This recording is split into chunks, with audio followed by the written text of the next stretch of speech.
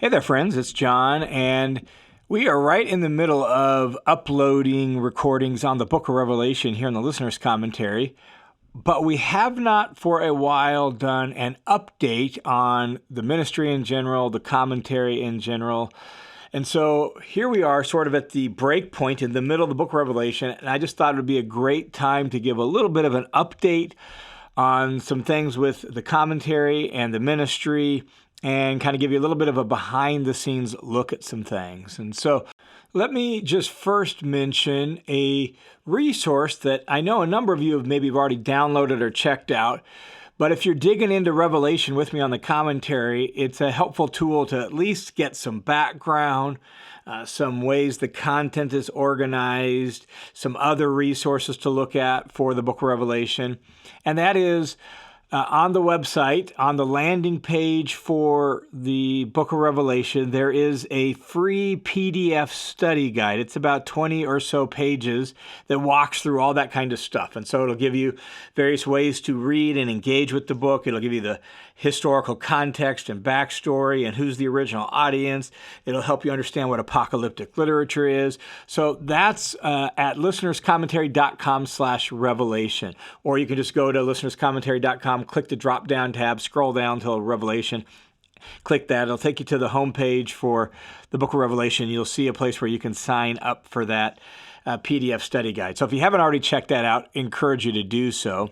And by the way, there's also just at listenerscommentary.com another free resource right on the homepage that's just about a 40-page ebook, totally free, on how to hear and heed the Bible. It's a guide to reading the Bible well. So it gives some strategies for hearing the Bible, like studying it, listening to it, making sure we're hearing what's being said, and heeding the Bible. How can we engage with it in such a way that we put it to practice in our life? And so that's called Bible and Life. It's a free ebook on the homepage there at listenerscommentary.com as well. Now, before we get into maybe a few other little updates and things of that sort, I just wanted to highlight a theme that shows up in the book of Revelation that I think is central not only to the book, but really central to our life as disciples of Jesus. And it's a theme that revolves around a particular Greek word. And it's a Greek word that sounds a lot like its English equivalent. And that Greek word is Thronos. And Thronos gets translated as throne. And when you read through the book of Revelation, what you'll see is that word and that idea is everywhere in the book. In fact, the word throne shows up more in the book of Revelation than anywhere else in the New Testament.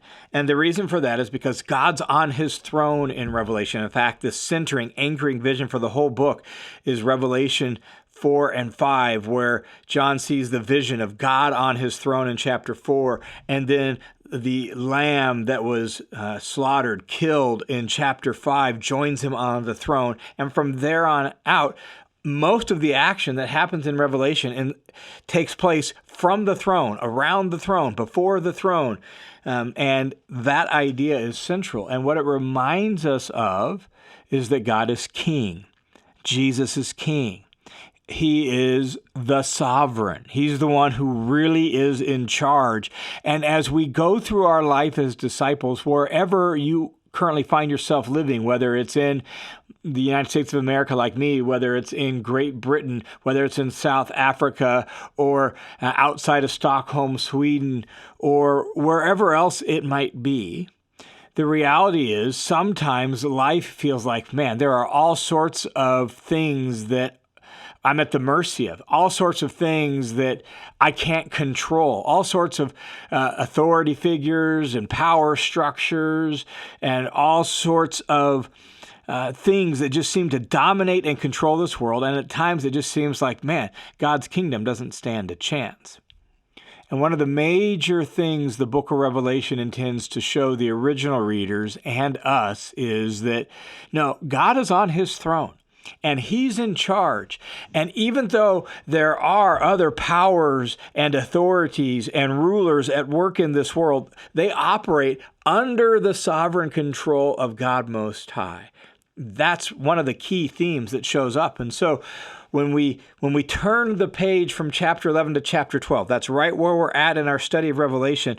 All of a sudden, John's going to pull back the curtain and give us a behind the scenes glimpse of what's really going on in the world. There's the Roman government that's opposed to the original readers. There's also other, in our day and age and throughout history, right? There's anti-God, anti-Jesus governments that have created grief for all of God's people throughout time. There's all of that stuff going on. There's anti-God religions throughout the world, just as there was in the first century, there is now, and there will be till the end of time. And it all seems like just so chaotic, and it seems like our lives are at the mercy of these power structures that are against God, against our discipleship to Jesus. And what Revelation intends to show us is, yes, there's also spiritual powers at work that actually lie behind those earthly and human powers. And those spiritual powers and those earthly and human powers, they operate under the oversight, under the kingship of Jesus and God himself. God is sovereign. He's the sovereign, and the universe is under his control. And his throne room is the throne room, the control center for the entire universe. And that's the reason the word Thronos shows up all throughout the book of Revelation. And God is working his plan, and he is going to work out all things after the counsel of his will. And someday his kingdom will come, and his will be done on earth as it is in heaven. Someday, that's where the story is going. That's where it's going to end. That's where the drama of Revelation culminates and takes us, is when God the sovereign brings his kingdom in fullness, and the new Jerusalem comes down out of heaven, and there's a new heavens and a new earth in which righteousness dwells. That's where the story is going, and God's will be done. His kingdom will come. But in the meantime, we live in a world that has all sorts of powers against God, but it doesn't mean God has lost control. He's the sovereign. He's on his throne. The other component to add with that as we read through the book of Revelation is, how does God's sovereignty play out?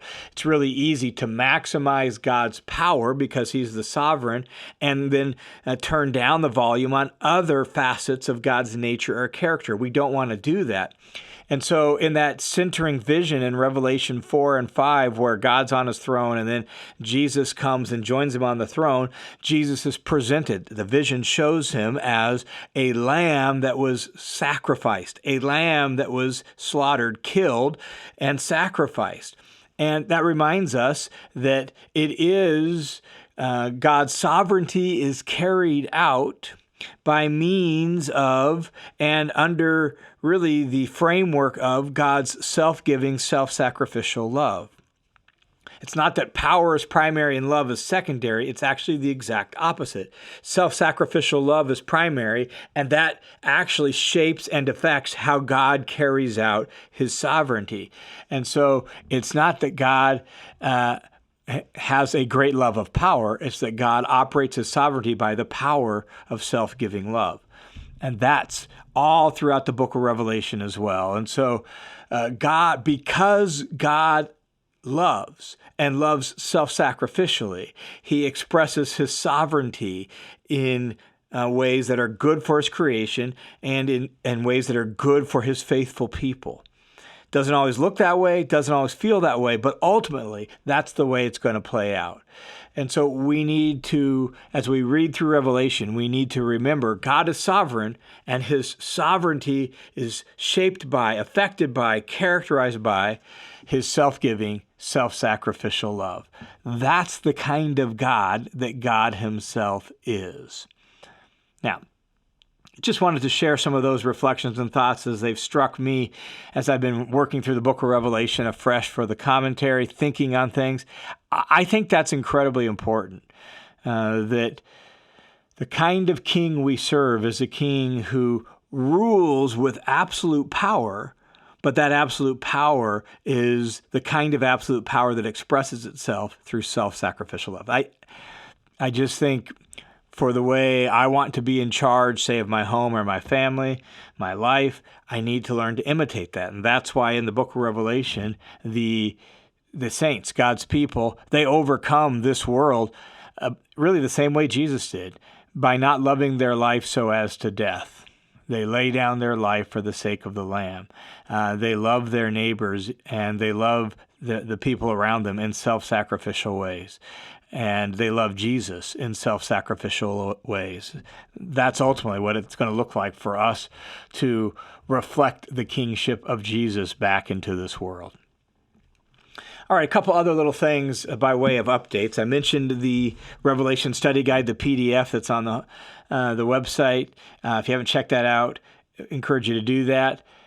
Also, just a couple other notes on our study of Revelation. What I'm finding as I'm working through it and putting it together for the commentary, the thing that really is requiring lots of energy and time is really the theological reflection piece. Like as we step back from the imagery of the drama of the book of Revelation, what's its significance? What difference does it make? That takes a lot of thought and a lot of time. And so I've been spending a lot of time meditating on that, stepping back after the details and reading back through it. So I hope there's some valuable stuff in there by way of theological reflection for you to understand not just the details of the text, but the meaning and significance of the text for the original readers and for us. Like this book should be read for the sake of discipleship. In fact, I preached through the book of Revelation at a church I was preaching at regularly about 14 years ago.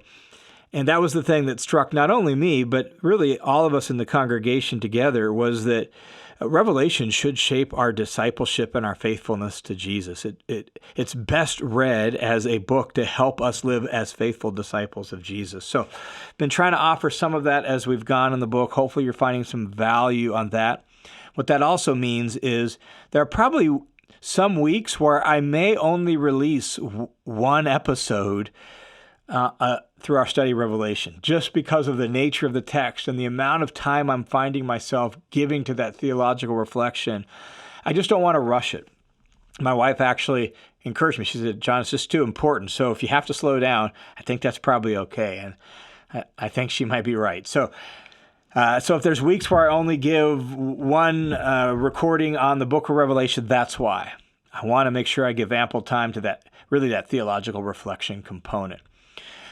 Another thing by way of just announcement or update is beyond Revelation. Next week, I will be in Canada, actually specifically on Prince Edward Island, speaking at an event for Maritime Christian College there on Prince Edward Island. So if you are in Prince Edward Island area, Nova Scotia area, the east coast of Canada or something like that, man, it'd be great to connect if you want to come to that event.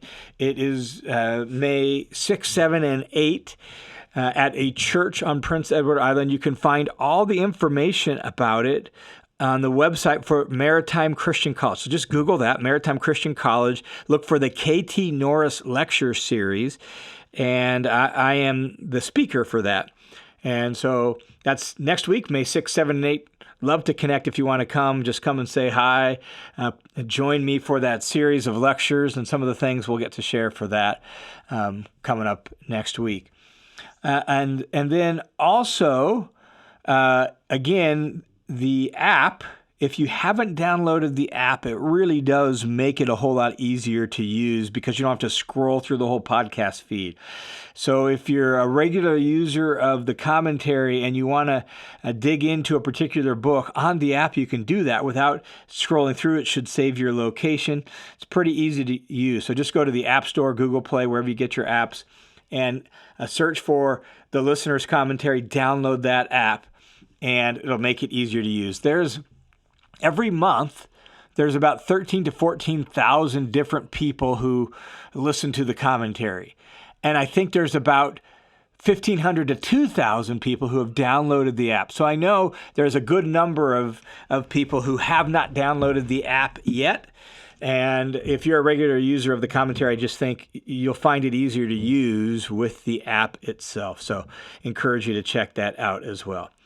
All right. We are going to, later this week, we'll release Revelation chapter 12. And then The following week we'll be into 13, and if you're familiar with Revelation, you know Revelation chapter 12 is the introduction of the dragon. It's a different version of the nativity story. In fact, I've preached Revelation 12 as a Christmas sermon before. So that's Revelation 12. We meet the dragon, the serpent of old, the devil himself. And then chapter 13 is when we get into the two beasts, the beast from the sea, the beast from the earth, and the number of the beast, some of those crazy things in the book of Revelation. I will give some of my thoughts, particularly on the significance of those factors and even the number of the beast. I may at some point release a special study just on the number of the beast because people have so much curiosity about that, and I think there's so much misunderstanding of that. But we will at least walk straight through it now for the commentary itself. So all that's coming up as we walk through the commentary. So I look forward to continuing to study the book of Revelation with you. And I hope you find Revelation as challenging and thoughtful and as encouraging as I do. As I read through book of Revelation, man, it challenges me to not want to accommodate with culture, to not want to compromise, to be faithful to Jesus in the face of hostility. It makes me aware that God's sovereignty and wrath are actually for my good and for my well-being as expressions of his self-giving love. It's just, I think, such a beautiful and powerful book, so much worship in the book of Revelation.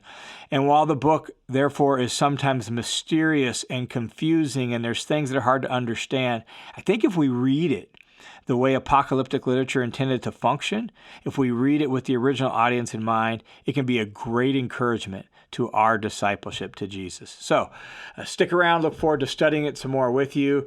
And once we wrap up the book of Revelation later this summer, I'll release another update with some of the things and some of the plans that are coming next on the Listener's Commentary. God bless you guys.